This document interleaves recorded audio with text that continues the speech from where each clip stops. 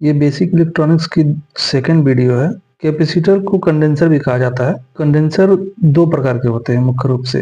पहला सादा कैपेसिटर जिसको पीएफ भी कहा जाता है और दूसरा इलेक्ट्रोलाइटिक कैपेसिटर। सादा कैपेसिटर का सिंबल इस प्रकार से है। कैपेसिटर में विद्युत को स्टोर करने की क्षमता होती है, चाहे वो सादा कैपेसिटर हो या इलेक्ट्रोलाइटिक कैपेसिटर हो। सभी प्रकार के कैपेसिटर जो होते हैं वो विद्युत को स्टोर कर सकते हैं। इलेक्ट्रिसिटी को स्टोर करने की जो क्षमता है कैपेसिटेंस कहा जाता है। कैपेसिटेंस को नापने की जो इकाई है उसे फैराड कहा जाता है। फैराड कैपेसिटर की सबसे बड़ी इकाई है। सबसे छोटी इकाई पिको फैराड कहलाती है। सर्किट में जहां भी कैपेसिटर लगा होता है वहां पर सी लिखा होता है। जैसा कि मैंने बताया कि इसकी सबसे छोटी इकाई पिको फैराड है, तो 1000 पिको फैराड बराबर 1 किलो पिको फैराड होता है। 1000 माइक्रो फैराड अगर है तो उसे 1 किलो माइक्रो फैराड कहा जाएगा, और 1000 किलो माइक्रो फैराड है तो वो 1 फैराड के बराबर होगा। वैसे तो सादा कैपेसिटर हो या इलेक्ट्रोलाइटिक कैपेसिटर हो, उस पे उसकी वैल्यू लिखी रहती है। अगर मान लीजिए कि हम कोई सर्किट रिपेयर करते हैं और वो खराब हो जाती है, मार्केट से उसी वैल्यू की कैपेसिटर लाकर वो वहाँ पे लगा सकते हैं।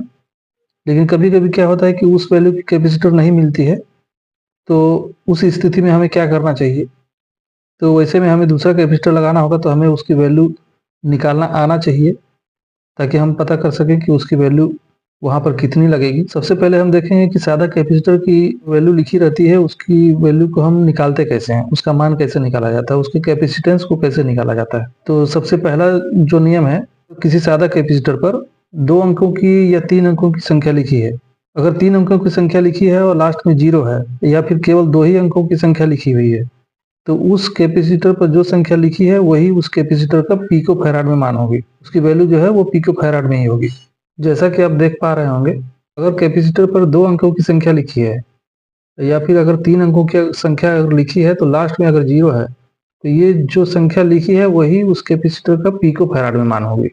उसकी वैल्यू पिको फैराड में लिखाएगी। जैसे 330 है तो 330 पिको फैराड पीएफ, 22 है तो 22 पीएफ, 33 है तो 33 पीएफ। इस प्रकार से इसकी वैल्यू होती है। अब दूसरा नियम है, कैपेसिटर पर 3 अंकों की संख्या लिखी है, तीसरा अंक जो है उसका 0 नहीं है बल्कि कोई संख्या लिखी हुई है, जैसे कि 1 2 3 4 5 6 7 8 इस टाइप से। तो इसकी जो वैल्यू है वो हम कलर कोड विधि से निकालेंगे, जैसा रेजिस्टेंस का निकालते हैं। तो पहली जो 2 संख्या है उसको तो हम वैसे का वैसे लिख देंगे, जैसे इस पे 332 लिखा हुआ है। 33 को वैसे का वैसे लिख देंगे और 2 की जगह पे 2 शून्य लगाएंगे और उसमें 1000 का भाग देंगे। 1000 का भाग देने के बाद जो संख्या हमें प्राप्त होगी किलो पिको फैराड में प्राप्त होगी। तो यानी कि अगर इसमें हम 1000 का भाग देते हैं तो इसकी वैल्यू 3.3 किलो पिको फैराड होगी, यानी केपीएफ होगी। अगर 3 अंकों की संख्या के बाद में अगर कोई अंग्रेजी का अक्षर लिखा हुआ है, तो वो जो अंग्रेजी का अक्षर है वो उस कैपेसिटर की टॉलरेंसी ज्ञात करने के लिए होता है, यानी कि टॉलरेंसी के लिए होता है। वो इस प्रकार से है, अगर किसी कैपेसिटर पर किसी संख्या के बाद में एफ अगर लिखा हुआ है तो उसका प्लस माइनस 1% टॉलरेंसी होगी। अगर जी लिखा हुआ है तो उसका प्लस माइनस 2% टॉलरेंसी होगी। अगर जे लिखा हुआ है तो उसका प्लस माइनस 5% टॉलरेंसी होगी। अगर के लिखा हुआ है तो उसका प्लस माइनस 10% टॉलरेंसी होगी। अगर एम लिखा हुआ है तो उसका प्लस माइनस 20% टॉलरेंसी होती है। जैसे कि यहाँ पे मैं आपको दिखा देता हूँ। जैसा कि आप यहाँ पे देख रहे हैं 474 के लिखा हुआ है और साथ में इसकी वर्किंग वोल्टेज भी लिखा हुआ है 250 वोल्ट। तो 474 से तो हम इसकी वैल्यू निकाल लेंगे कैपेसिटर की, और के जो है इसका के का जैसा कि मैंने बताया कि प्लस माइनस 10% टॉलरेंसी होती है।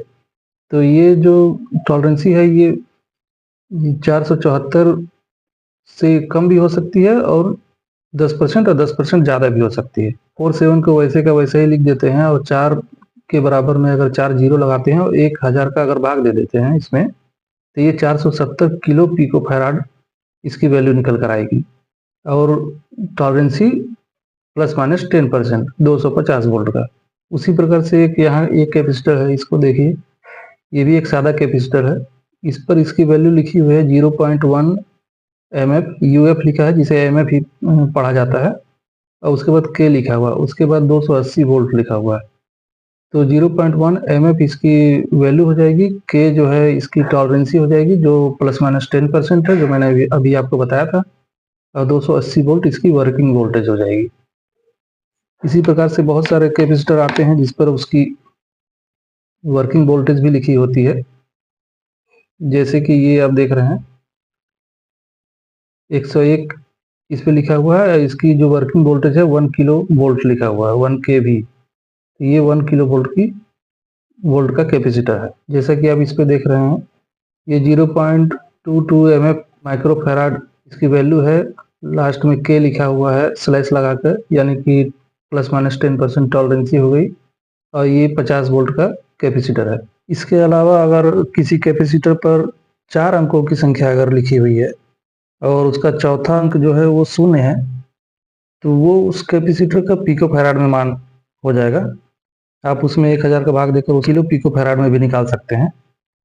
तो जैसे कि मान लीजिए किसी कैपेसिटर पर 3300 लिखा हुआ है, तो 3300 जो है वो उसका पिको फैराड में मान हो जाएगा, यानी 3300 पीएफ का वो कैपेसिटर हो जाएगा। अगर कोई अंग्रेजी का अक्षर लगा हुआ है तो वो उसकी टॉलरेंसी हो जाएगी, जो मैंने पहले ही आपको बता दिया है। 4700 अगर लिखा हुआ है तो वो 4700 पिको फैराड हो जाएगा। किसी कैपेसिटर पर 2 संख्याएं या 3 संख्याएं ऐसी लिखी हुई हैं जिसके लास्ट में 0 है और उसके साथ में के लिखा हुआ है, तो वो के जो है वो उसकी टॉलरेंसी नहीं होगी। वो जो संख्या लिखी है वो संख्या ही उस कैपेसिटर की किलो पिको फैराड में मान होगी। जैसे कि अगर 10 के लिखा हुआ है या 100 के लिखा हुआ है, तो वो 10 के जो है वो 10 किलो पिको फैराड उसकी वैल्यू होगी। अगर 100 लिखा हुआ है तो वो 100 किलो पिको फैराड उसकी वैल्यू होगी। वो उस समय उस कैपेसिटर पर के जो है वो टॉलरेंसी के लिए यूज नहीं होगा। कुछ कैपेसिटर ऐसे होते हैं जिन पर 2 अंकों की संख्या लिखी होती है, के जो है वो बीच में लिखा होता है। जो बीच में लिखा होता है तो जो भी संख्या लिखी होगी, जैसे मान लीजिए 3K2 लिखा हुआ है, उसकी जो वैल्यू होगी वो के को लास्ट में लगा देंगे और के की जगह पे 1 दशमलव लग जाएगा, तो वो 3.2 किलो पिको फैराड की वैल्यू हो जाएगी उसकी। इसके अलावा कुछ कैपेसिटर ऐसे होते हैं जिनकी वैल्यू जो है वो दशमलव से शुरू होती है। तो अगर दशमलव से कोई संख्या अगर लिखी हुई है तो वो उस कैपेसिटर का माइक्रो फैराड में वैल्यू होती है। जैसा कि मैंने अभी आपको दिखाया था ये वाला कैपेसिटर, तो इस पे जो है 0.1 mF लिखा हुआ है पहले से ही।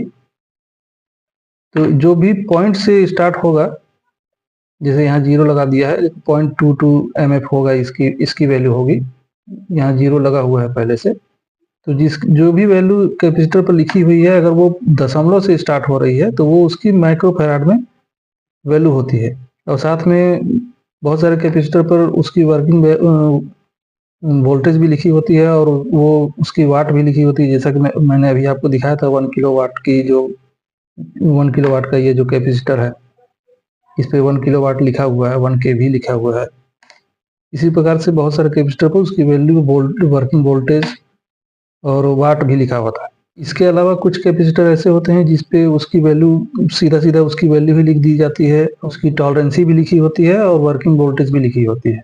जैसे किसी कैपेसिटर पर 104 लिखा हुआ है, स्लैश लगाकर 10 लिखा हुआ है, फिर स्लैश लगाकर 1 केवी लिखा हुआ है, तो उस कैपेसिटर की जो वैल्यू होगी वो 104 तो हम उसकी वैल्यू निकाल लेंगे उस कैपेसिटर की, 10 जो है उसकी टॉलरेंसी हो जाएगी ±10%, और 1 केवी मतलब 1 किलो वोल्ट उस कैपेसिटर का वर्किंग वोल्टेज हो जाएगा। इस प्रकार से सादा कैपेसिटर की वैल्यू हम निकालते हैं। इसके अलावा कुछ सादा कैपेसिटर कलर कोडेड भी आते हैं। कलर कोडेड जो कैपेसिटर आते हैं उसकी वैल्यू जो निकाली जाती है वो कलर कोड विधि से निकाली जाती है। पहले जब रेडियो का जमाना था तो उस टाइम पे कलर कोडेड वाले जो कैपेसिटर आते थे, तो उसकी जो वैल्यू है वो निकालने के लिए कलर कोड विधि का प्रयोग करना पड़ता था। इसलिए मैं इस वीडियो में उसके बारे में चर्चा नहीं करूंगा। बहुत सारे कैपेसिटर पर कलर की लाइनें बनी होती थी या किसी कैपेसिटर पर डॉट डॉट भी बना होता था जो अलग अलग कलर का होता था। 97-98 में जब इलेक्ट्रॉनिक्स का कोर्स जब मैंने किया था तो उस समय रेडियो वगैरह चला करता था, तो उस टाइप के कैपेसिटर उसमें लगे होते थे, रेडियो में देखने को मिलते थे। 2005 में कंप्यूटर हार्डवेयर का कोर्स करने के बाद कंप्यूटर की रिपेयरिंग जब करने लगा तब से मैंने उस टाइप के कैपेसिटर को देखा ही नहीं है, इसलिए मैं उस कैपेसिटर की चर्चा इस वीडियो में नहीं करूंगा। सादा कैपेसिटर जो है मुख्य रूप से 3 प्रकार के होते हैं।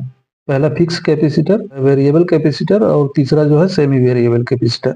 तो फिक्स वैल्यू के जो कैपेसिटर होते हैं वो तो मैंने अभी आपको दिखाया। ये सभी सारे जो हैं जितने भी कैपेसिटर आप देख पा रहे हैं ये सभी फिक्स वैल्यू के कैपेसिटर हैं। वेरिएबल कैपेसिटर क्या होते हैं कि उसकी जो कैपेसिटेंस की जो वैल्यू है, यानी कि जो विद्युत को स्टोर करने की जो क्षमता है, उसे हम कम ज़्यादा कर सकते हैं। अभी तो जो रेडियो आ रहे हैं वो तो एफएम रेडियो चल रहे हैं। पहले का जो रेडियो आता था उसमें एएम बैंड, एसडब्ल्यू बैंड, इस टाइप से कुछ बैंड चलते थे, 2 बैंड, जिसमें हम रोटरी को घुमाकर किसी भी स्टेशन को पकड़ाते थे। तो उसमें जो रोटरी को जो घुमाने पर जो चीज घूमती थी वो सादा कैपेसिटर ही है, जिसे गैंग कैपेसिटर कहा जाता था। उस रोटरी को घुमाने पर उसका कैपेसिटेंस जो है कम ज्यादा होता था, जिसकी वजह से रेडियो को स्टेशन पकड़ता था। तो वो एक वेरिएबल कैपेसिटर है। इसी प्रकार से रेडियो में ही एक कंपोनेंट लगता था, उसे ट्रिमर बोलते थे। उसके ऊपर एक स्क्रू छोटा सा होता था जिसको घुमाया जा सकता था। तो वो सेमी वेरिएबल कैपेसिटर की कैटेगरी में आता है। वो उसमें बहुत ही हल्का फुल्का कैपेसिटेंस कम ज्यादा किया जा सकता है। इसके अलावा एक चिप कैपेसिटर होता है। चिप कैपेसिटर में तो सादा कैपेसिटर भी आते हैं और इलेक्ट्रोलाइटिक कैपेसिटर भी आते हैं। तो कुल मिलाकर ये कैपेसिटर यही होता है, बस उसकी साइज जो है छोटी होती है। जो आजकल के ज्यादातर डिजिटल सर्किट में यूज होता है, ज्यादातर कंप्यूटर वगैरह में भी, आजकल मोबाइल में भी जो यूज हो रहा है, सभी जो है चिप कैपेसिटर उसमें यूज होता है। अब हम देखते हैं कि सादा कैपेसिटर को चेक कैसे किया जाता है। वैसे अगर सादा कैपेसिटर को अगर हम मल्टीमीटर पे किसी भी रेंज पे अगर रख के चेक करते हैं, कोई भी कंटिन्यूटी नहीं बताता है। अगर हम इसकी रेंज को थोड़ा बढ़ा दें, देख सकते हैं कि ये कैपेसिटर जो है कुछ कंटिन्यूटी शो कर रहा है, तो इसे हम सही मान लेते हैं। सादा कैपेसिटर जो है वो जो कंटिन्यूटी नहीं बताता है तो उसको हम सही मान लेते हैं। उस स्थिति में क्या होता है कि हो सकता है कि कैपेसिटर ओपन हो तो भी वो कंटिन्यूटी नहीं बताएगा, चाहे आप एनालॉग मल्टीमीटर से चेक कर रहे हो या डिजिटल मल्टीमीटर से चेक करेंगे, तो भी वो कंटिन्यूटी नहीं शो करता है। अगर कैपेसिटर को अगर सही तरीके से अगर चेक करना है तो उसे एसी सप्लाई से चेक करना होगा। तो उसके लिए क्या करना पड़ेगा कि हम मल्टीमीटर को 250 या उससे ऊपर की जो रेंज है उस पर रख देंगे और एक वायर यहाँ पे टच करेंगे मीटर की, और एक वायर जो है ये मेन एसी में लगेगी, ये वाली मान लीजिए, और एक वायर यहाँ से एक मेन एसी में लगेगी। तो वहां से जब हम इस प्रकार से इसे जोड़ते हैं कैपेसिटर को, तो मीटर में रीडिंग शो करेगा। अगर कैपेसिटर ओपन होगा तब तो कोई रीडिंग नहीं आएगी, लेकिन अगर कैपेसिटर ओपन नहीं है, अगर कैपेसिटर सही है, तो इसकी रीडिंग मीटर में शो करेगा। तो कैपेसिटर की वैल्यू जितनी कम होगी, वहां वोल्टेज भी उतना ही कम शो करेगा, कि वो उतना ही कम सप्लाई को पास करेगा। तो इस प्रकार से हम सादा कैपेसिटर को चेक करते हैं। लेकिन ये जो मेथड मैंने आपको बताया जो एसी से चेक करने का, ये केवल सादा कैपेसिटर के साथ ही कीजिएगा, इलेक्ट्रोलाइटिक कैपेसिटर के साथ मत कीजिएगा, क्योंकि सादा कैपेसिटर में कोई भी प्लस माइनस नहीं होता है, जबकि इलेक्ट्रोलाइटिक कैपेसिटर में प्लस माइनस होता है। सादा कैपेसिटर के बाद हम देखते हैं इलेक्ट्रोलाइटिक कैपेसिटर। जैसा कि आप देख रहे हैं इसमें 2 सिरे हैं, तो इसमें प्लस और माइनस लिखा रहता है। जैसे ये सिरा जो आप देख रहे हैं, तो इसमें इधर ये माइनस माइनस बना हुआ है, तो ये माइनस है, इस साइड में कुछ भी नहीं बना हुआ है, तो यानी कि ये प्लस है। तो जब हम सर्किट में जब इसे लगाएंगे तो ये प्लस और माइनस को ध्यान में रख के लगाना पड़ता है। जब भी आप इसे सर्किट में यूज करें, एक चीज का ध्यान रखें कि ये उल्टा न लगने पाए, क्योंकि उल्टा लगने पे कभी कभी क्या होता है कि ये इलेक्ट्रोलाइटिक कैपेसिटर जो है वो ब्लास्ट भी हो जाते हैं या फट जाते हैं। जब आप नया लेकर आते हैं मार्केट से, तो उसमें जैसे 2 सिरे दिए हुए हैं, तो आप यहाँ पे देख रहे होंगे कि एक सिरा इसका बड़ा है, एक छोटा है। जो सिरा बड़ा होता है वो पॉजिटिव का होता है, और जो छोटा होता है वो नेगेटिव का होता है। देखिए जैसा कि आप यहाँ पे देख रहे हैं, ये वाला जो सिरा छोटा है, यहाँ पे ये नेगेटिव माइनस का चिन्ह बना हुआ है इस पे, और इस साइड में कुछ भी नहीं बना है, यानी कि ये पॉजिटिव का है। उसी प्रकार से दूसरा भी देखिए, इसमें भी एक सिरा बड़ा है और एक छोटा है। ये जो बड़ा है ये प्लस का है, और ये जो छोटा है ये माइनस का है। इलेक्ट्रोलाइटिक कैपेसिटर पे इसकी वैल्यू लिखी होती है, जैसे यहाँ पे आप देख पा रहे हैं 450 वोल्ट, 150 mF। ये यूएफ जो लिखा हुआ है इसे हम एमएफ ही पढ़ते हैं। तो ये 150 mF की कैपेसिटर है, 150 mF का कैपेसिटर है जो 450 वोल्ट का है। इसी प्रकार से ये कैपेसिटर देखिए, इस पर 25 वोल्ट 1000 mF लिखा हुआ है। इसी प्रकार से ये वाला कैपेसिटर देखिए, इस पर जो वैल्यू है वो तो दिख ही नहीं रही है, कुछ इलेक्ट्रोलाइटिक कैपेसिटर जो होते हैं वो एक ही पैकेज में 2 या 2 से अधिक कैपेसिटर को मिलाकर बनाए जाते हैं, जो इसी टाइप से दिखेगा, लेकिन उसमें जो यानी कि उसमें जो पिन है ये 2 पिन के स्थान पे ज्यादा पिन होती है, 3 हो सकती है, 4 हो सकती है। तो उसमें एक सिरा जो है वो कॉमन होता है, या तो पॉजिटिव वाला या तो नेगेटिव वाला कॉमन होगा, या तो फिर पॉजिटिव वाला कॉमन होगा, और बाकी 2 अलग अलग सिरे होते हैं। इसी प्रकार से अलग अलग जितने भी उसमें कैपेसिटर हो उस हिसाब से उसकी पिनें निकली होती हैं। और कुछ कैपेसिटर नॉन पोलराइज्ड होते हैं जो इलेक्ट्रोलाइटिक में होते हैं, जिनको लगाते समय हमें उसके सिरों को प्लस माइनस को ध्यान में नहीं रखना पड़ता, उसको किसी भी तरफ से लगा सकते हैं। वो भी इलेक्ट्रोलाइटिक कैपेसिटर की कैटेगरी में ही आते हैं। जैसे कि फैन जो होता है उसमें जो कैपेसिटर लगाया जाता है, मोटर वगैरह में जो लगाया जाता है स्टार्टिंग के लिए, जो सीलिंग फैन वगैरह में भी लगा होता है, आप देखे होंगे। तो वो सब जो कैपेसिटर है वो सब इलेक्ट्रोलाइटिक कैपेसिटर ही है, बस वो नॉन पोलराइज्ड है। उसमें 2 इलेक्ट्रोलाइटिक कैपेसिटर को जोड़कर बनाया जाता है। इसके अलावा कुछ नेटवर्क कैपेसिटर भी होते हैं, जिसमें एक से अधिक कैपेसिटर एक साथ एक ही पैकेज में होते हैं, जिसमें बहुत सारी पिनें निकली होती हैं। ये कैपेसिटर है, ये सादा कैपेसिटर है, इसमें बहुत सारी पिनें निकली हुई हैं, इस साइड में भी इस साइड में भी। तो ये नेटवर्क कैपेसिटर कहलाता है। अब हम देख लेते हैं कि इलेक्ट्रोलाइटिक कैपेसिटर को चेक कैसे करते हैं। डिजिटल मल्टीमीटर से जब हम इलेक्ट्रोलाइटिक कैपेसिटर को, या फिर एनालॉग मल्टीमीटर से जब हम इलेक्ट्रोलाइटिक कैपेसिटर को चेक करेंगे, तो जब हम इसके दोनों सिरों पर मीटर की प्रॉब को रखते हैं तो ये एक बार कंटिन्यूटी शो करेगा, फिर उसके बाद ये कंटिन्यूटी शो करना बंद कर देगा। फिर इसको अगर हम पलट कर लगाएंगे तो ये फिर कंटिन्यूटी शो करेगा, फिर उसके बाद फिर 0 हो जाएगा। इस कंडीशन में हम क्या है कैपेसिटर को सही मान लेते हैं। जब एनालॉग मल्टीमीटर से हम कैपेसिटर को चेक करते हैं तो मीटर की सुई पूरी घूम जाती है, फिर उसके बाद वो सुई धीरे धीरे जब अपने 0 वाले स्थान पे आ जाती है तो हम कैपेसिटर को सही मान लेते हैं। दूसरी तरफ पलट कर अगर जब हम चेक करेंगे तो भी वो इसी प्रकार से उसकी सुई जो है कंटिन्यूटी शो करेगी, तो उस स्थिति में कैपेसिटर सही होता है। अगर ज्यादा वोल्ट का कैपेसिटर है तो जब हम उसको मल्टीमीटर से चेक करेंगे, एनालॉग मल्टीमीटर से, वो सुई जो है लास्ट तक जाने के बाद में कुछ देर के बाद नीचे आती है, वो 0 पर आती है धीरे धीरे। इस तरह से हम इलेक्ट्रोलाइटिक कैपेसिटर को चेक कर सकते हैं। ये इलेक्ट्रोलाइटिक कैपेसिटर जैसे 25 वोल्ट का ये इलेक्ट्रोलाइटिक कैपेसिटर है। अगर मान लीजिए कि 25 वोल्ट का इलेक्ट्रोलाइटिक कैपेसिटर नहीं मिल रहा है, 1000 mF का है और 25 वोल्ट इस पे वैल्यू जो लिखी हुई है, अगर इस वैल्यू का कैपेसिटर अगर मार्केट में नहीं मिल रहा है तो हम इससे ज्यादा वैल्यू की कैपेसिटर को यूज कर सकते हैं। इससे कम की वैल्यू को हम यूज नहीं करेंगे। अगर 25 वोल्ट का अगर लगा हुआ है तो हम वहां पे 20 वोल्ट का नहीं लगाएंगे, उससे क्या है कि कैपेसिटर फट जाएगा या खराब हो जाएगा। तो इसका ध्यान रखिएगा कि जब भी हम कैपेसिटर लगाएं तो जिस वैल्यू की कैपेसिटर लगी हुई है उसी वैल्यू की लगाएं। जो वैल्यू लगी हुई है उससे कम वैल्यू की यूज ना करें। उससे ज्यादा वैल्यू की कैपेसिटर हम यूज कर सकते हैं, लेकिन उससे कम वैल्यू की कैपेसिटर को हम उस सर्किट में वहां पर नहीं लगा सकते जहां पर ये 25 वोल्ट की कैपेसिटर लगी हुई है। ये इलेक्ट्रोलाइटिक कैपेसिटर जो है ये फ्रीक्वेंसी जनरेट करता है। इसको सर्किट में यूज किया जाता है फ्रीक्वेंसी जनरेट करने के लिए। इसके ऊपर इसका नंबर लिखा होता है, ये कितनी फ्रीक्वेंसी का है ये इलेक्ट्रोलाइटिक कैपेसिटर। इसकी जो 2 पिन है ये इसमें प्लस माइनस नहीं होते। इसको आप सर्किट में किसी भी तरफ से लगा सकते हैं। इसका इस्तेमाल बहुत सारे सर्किटों में किया जाता है। एग्जाम्पल के लिए घड़ी में इसका इस्तेमाल किया जाता है एक निश्चित फ्रीक्वेंसी जनरेट करने के लिए।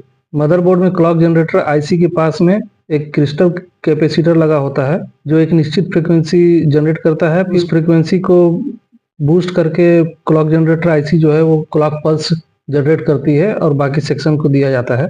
ये 25 मेगाहर्ट्ज का कैपेसिटर है जो क्रिस्टल कैपेसिटर है जो फ्रीक्वेंसी जनरेट करता है। सभी क्रिस्टल कैपेसिटर पर उसकी फ्रीक्वेंसी लिखी होती है कि वो कितनी फ्रीक्वेंसी का है। वीडियो को लाइक करें और सब्सक्राइब करें। धन्यवाद।